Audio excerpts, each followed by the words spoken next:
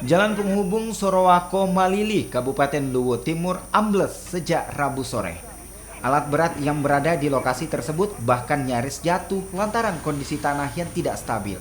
Pemerintah setempat bersama perusahaan pertambangan PT Vale berupaya memindahkan material yang menutup jalan agar akses warga kembali normal.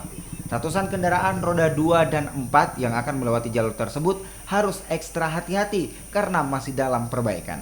Polisi juga memberlakukan buka tutup jalan untuk menghindari antrian yang panjang. Pada hari Rabu jam 15.00 WITA. Tetapi karena kami rekayasa arus lalu lintas, artinya dalam hal ini kami buka tutup kendaraan yang bisa melewati ruas jalan yang tidak terkena dampak dari longsoran, yaitu kendaraan roda 4 khususnya minibus. Selain daripada itu tidak ada kendaraan yang bisa melewati.